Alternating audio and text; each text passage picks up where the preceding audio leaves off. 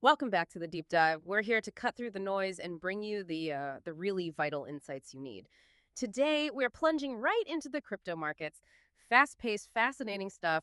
We're digging into Z's daily crypto market alpha for June 26, 2025 to pull out the most important bits.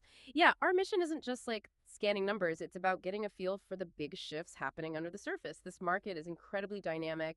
We're going to unpack where the big money, the smart money is really moving, what narratives are bubbling up, what could shape the future, and, what does it all mean? You're basically getting a shortcut to being seriously well informed.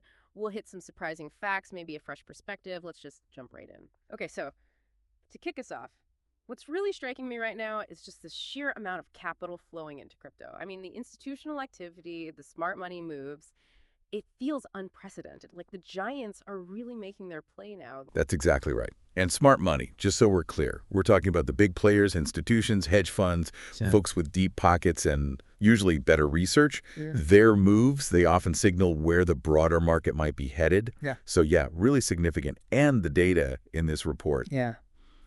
it's honestly staggering. Like Metaplanet, they didn't just, test the waters. They dropped another $132.7 million on Bitcoin. Wow. Yeah, brings their total holdings to over $1 billion. Yeah. That's serious long-term conviction from a corporate treasury, treating Bitcoin like a strategic reserve, not just speculation. Right, like digital gold, but on the company balance sheet. Exactly. And it's not just them. Look at BlackRock's IBIT ETF. Pulled in an amazing 9,405 Bitcoin. Yeah. Just the first 3 days of this week. Shows you the power of these new ETFs, right? Absolutely. Makes it easy for them to get exposure. And here's a real curveball for you. GameStop. The GameStop. Seriously. GameStop raised a massive $450 million. No. Specifically for Bitcoin reserves. Yeah. It tells you corporate treasuries are diversifying in ways we maybe didn't expect. That's quite a shift. It is. And we're seeing this appetite spread too. SharpLink Gaming, for example, they just picked up almost 6,000 more Ether. Another, $14 million plus? So ETH getting some love too. Definitely. But beyond these big institutions, you've got these huge individual moves. The whales. Right? Imagine this. One whale moves $432 million. Just like that. Yeah. Into the Sanctum liquid staking protocol. 400 million. And bang, Sanctum's total value lock, the TVL, jumps 24% instantly. That's incredible influence from one player. What's TVL again, just quickly? Good question. TVL, total value locked, is basically how much money is locked up in a DeSci protocol. A key measure of its health and how much people are using it. Got it. So a big jump is a big deal. Huge deal. Then you had this other massive transfer, nearly 275,000 SOL. That's almost $40 million. Okay. Moved to HyperLiquid. And the report notes this was the largest single spot deposit ever on that platform. History being made there. Seems like it. And then, adding a bit of mystery, Galaxy Digital shifted 44,000 ETH, over $107 million. Where to? That's a thing, to an unknown wallet. Yeah. Always makes you wonder, right? The scale, though, Yeah. it's just hard to ignore. Wow. Okay. So tons of money pouring into existing assets. But is it just buying up the known stuff? Or are they actually funding, the next big things, building the future? It's definitely both. Correct. But yeah, that shift towards VCs and traditional finance, directly backing new crypto projects, that's a massive development. We're seeing this new institutional backing. Yeah, okay. So they're nurturing the next wave. Yeah. Take Concrete, for example. They just raised $9.5 million. And who backed them? Led by Polychain Capital. Big name in the space. Right. Then there's Open Ledger, secured $8 million, also from Polychain. And get this, their team has folks from Google DeepMind. Oh, interesting. That signals serious tech chops. Exactly. Speaks volumes. Oh. And maybe the biggest signal of traditional finance diving deep. Yeah. Canton. Yeah, they got a huge $135 million funding round, backed directly by Goldman Sachs. Goldman Sachs. Okay, that's not just crypto VCs anymore. That's Wall Street proper. Precisely. It's not just speculative trading now. It's strategic investment in the underlying tech, the infrastructure. What's really fascinating, I think, is this growing embrace by the giants. It signals, a maturing market, more acceptance. Digital assets are being treated as a legitimate part of the global financial picture, almost like early stage tech investing used to be. Okay, that makes sense. So it's not just that money's flowing in, but where it's actually concentrating. And Right. crucially, which projects are actually, making money, showing real economic activity. This is where it gets really compelling for me. We need to look at these smart money accumulation hotspots. Where are they putting capital to work? Exactly. These aren't just random buys. It looks like sustained interest. Smart money putting down roots almost. Sanctum on Solana, we mentioned, that whale deposit causing the 24% TVL surge. Yeah. That's serious confidence in that specific protocol. Right. HyperLiquid, too, seeing more institutional deposits. And they even had their assistance fund buy back over $25 million in tokens. That's a strong signal of, like, financial health, market stability. Okay, so they're supporting their own token price. Effectively, yeah. And then look at Plume. Hit over $250 million in TVL in just 2 weeks. 2 weeks after mainnet launch. Yep. A ton of speed. It suggests really strong product market fit. Investors are confident right out of the gate. Okay, impressive speed. But let's be real, TVL is one thing. Without actual revenue, isn't it still mostly speculation which projects are actually running like, businesses? You absolutely hit the critical point there. Yeah. And the report highlights the projects with positive revenue, the ones moving beyond just potential. HyperLiquid, again, reporting over $300 million in cumulative revenue, $51 million just in June. That shows a direct link, right? Yeah. Activity equals profit. That's significant cash flow. It is. And Pump.fun, this one's kind of wild, platform for launching tokens, generated $750 million in revenue from $90 billion in volume across 11 million different tokens launched. 750 million, that's mind-boggling scale from just launching tokens. Mind-boggling is right. It proves even these, like, novel user-generated models can pull in serious money. Okay, who else? Tehran is showing consistent strength, $55 million in monthly revenue, ranks third overall in the crypto space for revenue distribution. Still a major player, then. Definitely. Yeah. And Luckio, maintaining impressive 30% profit margins, turned $10 million volume into $3 million profit. Nice efficiency. Solid margins. Yeah. And if you connect this back, these revenue numbers, they're crucial. They show the ecosystem's maturing. We're kind of past the build it and hope phase. Now, the market's rewarding real economic utility, real business models. For investors, that means less pure hype, more fundamentals. It's a game changer. Right, focusing on sustainability. That brings us perfectly to the next bit. So with all this happening, what's next? What are the cutting-edge ideas, the emerging narratives gaining traction? Yeah, there are a few key areas really showing promise. Yeah. Getting attention, getting capital. First, Bitcoin stablecoins. Stablecoins, but built on Bitcoin. Exactly, like Brale USDB. Yeah. It's a regulated Bitcoin stablecoin planning to launch with distribution via Magic Eden. And Spark, positioned as the first fully regulated one, backed by actual T-bills. That brings a layer of, traditional financial security. Yeah. Compliance, which is key for wider adoption. Okay, bridging TradFi and Bitcoin. What else? AI infrastructure. This is fascinating. OpenLedger, remember, they got that $8 million from Polychain? Yeah, with the DeepMind talent. Right. They've already hit 4 million active nodes. This isn't just theory. It's building the decentralized compute power for future AI. Decentralized AI compute. Very ambitious. Very. And finally, cross-chain privacy. That's gaining steam. Torrent's Phase 5 is interesting. It enables IBC transfers, that's inter-blockchain communication, basically moving assets smoothly and securely between different blockchains. And it includes a multi-asset shielded pool, crucial for enhancing privacy when you move assets across chains. More anonymity, more security. Privacy across chains, that seems important. Definitely. Okay, so those are the bigger emerging themes, but what about the really cutting-edge stuff, the ultra-early projects, the ones, buzzing in the degen circles, the KOLs, high risk, maybe high reward? How much signal versus just noise is there in those whispers? What's your read? Oh, it's always a challenge, right? Sorting the signal from the noise. But sometimes that's where you find the earliest insights. WACH, for instance, showing strong price action on virtuals.io, often an early sign of growing interest.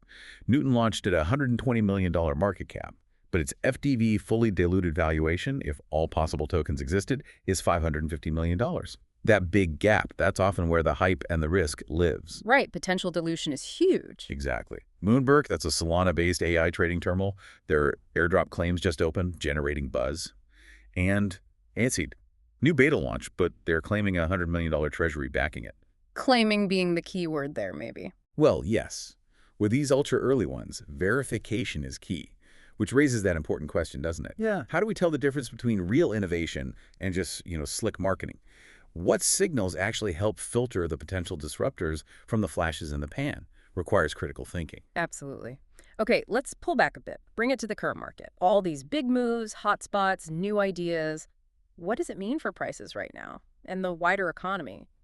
Let's zoom in on some price targets and market analysis. Right, the report gives us some snapshots. Bitcoin's trading around $107,632. It's climbed steadily after breaking that 102K resistance. Okay. Targets are now looking towards $110,000, maybe $112,000. Support seems solid at 106K. Holding strong. What about ETH? Ethereum's at 2,476 sensors, also up. Targets are between 2,550 padens and $2,600. That reflects the institutional buying we talked about. Support's at $2,400. Makes sense. Solana? SOL is around $144.50, holding pretty steady, actually. Targets are $150, $155. And interestingly, its CME futures volume is at an all-time high. Oh, so more institutional interest in SOL derivatives. Looks that way. Big picture. The market is still very much in an institutional accumulation phase. We saw, what, $3.9 billion flow into Bitcoin ETFs in just 12 days? That's massive. And the report notes altcoin rotation seems to be just beginning. Meaning money might start flowing from Bitcoin into smaller coins soon? That's the potential implication, yeah. Capital seeking higher returns, perhaps. Got it. So what events should we be watching out for? Anything coming up soon that could shake things up? Absolutely. There's a whole bunch of upcoming TGEs, token generation events. That's new tokens hitting the market. Potential volatility there? Can be, yes. Exo, Sahara, More, Sempio, Say Decipher Fund IDO. All happening this week. Listings on Kraken, Binance Alpha, and then major unlocks. Tokens previously locked up becoming available to sell. Potential sell pressure. Right. XRP has a big one. 1 billion tokens unlocking July 1st. Venom had a $10 million unlock today. IOTA has about $2.8 million unlocking next week. Things to keep an eye on. Definitely. Any other notable movements like that TVL stuff? Yeah, beyond Sanctum's 24% surge and Katana breaking $200 million TVL. Plume's rapid rise to $250 million in 2 weeks is still remarkable. But on the other side, Jupiter's seen its liquidity pool yields plummet from over 100% APY down to single digits. Ouch.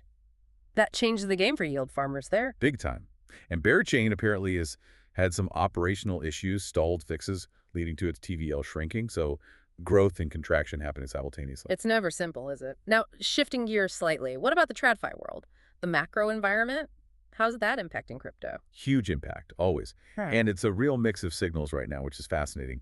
The FHFA, that's the Federal Housing Finance Agency, ordered Fannie Mae and Freddie Mac to include crypto and mortgage assessments. Wow, okay, crypto and mortgage decisions. That's being That extreme. truly significant step for adoption, integrating digital assets into really fundamental financial plumbing. Then, on the legislative side, the U.S. Senate passed the Genius Act stablecoin bill. That's progress on regulatory clarity, which the industry badly wants. Positive steps. But you said mixed signals. Yeah, because then you have Barclays, the bank, implementing a ban on buying crypto with their credit cards, effective June 27th.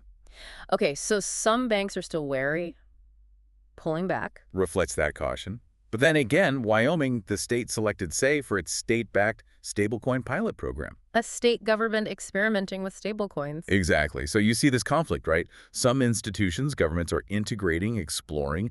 Others are restricting. It shows both the massive potential but also the ongoing regulatory hurdles and nervousness.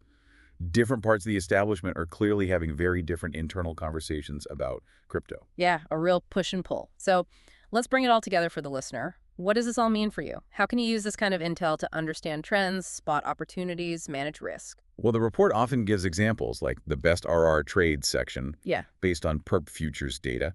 Shows how analysts might apply this info. RR means risk reward, right? Correct. So, for example, they outlined a potential long trade on ETHSDT, entry around $2,407, targeting $2,580, stop loss at $2,420. That offered about a 2.25 to 1 risk-reward ratio, meaning for every $1 risked, the potential gain was $2.25. Okay. And the rationale tied back that institutional buying we discussed, plus SharpLink's recent ETH purchase. See how the pieces connect. Yeah, using the fundamental flows to inform a technical trade setup. Exactly. Another example was a long on CSDT, based on its strong weekly performance, the Wyoming news, and Say being a big holding for Circle. Macro news feeding into a trade idea. Makes sense. The report also noted USDT dominance hitting a support level, which might hint at a small market correction. Why is that? Well, when USDT dominance rises, it means people are moving into the stablecoin, USDT, likely selling off riskier assets like Bitcoin or altcoins. If that trend hits support and potentially bounces, it suggests the selling might pause or reverse. But if it breaks support, selling could intensify. It's an indicator of overall market sentiment shifting towards risk-off. Got it. So watching stablecoin flows is important too. Crucial. So these are just examples, right? Yeah. Showing the thought process, Mm. how intelligence translates to potential action. But, and this is key, always do your own research. Manage your risk. That's straight from the source, too. Absolutely. Critical advice. Okay, and there you have it, another deep dive wrapped up. What a fascinating look at the crypto space right now. We're seeing significant institutional adoption, relentless innovation across these different narratives, and this complex dance with macro policies and regulation. Looking at all these factors together, it really paints a picture of an industry just transforming at lightning speed, doesn't it? It absolutely does. You know, it really makes you wonder. As more traditional finance players get involved, as regulations solidify, how does this change the actual definition of traditional assets versus digital assets? I mean, in the coming years, what does that blurring line mean for your own understanding of value of investment? Where does crypto fit when it's intertwined with everything else? That's a really provocative thought to end on. The lines are blurring. Fascinating stuff. We really hope this deep dive gave you a clearer picture, some valuable insights into what's truly driving the crypto markets today. Keep exploring these trends, keep questioning, and definitely join us next time for another deep dive.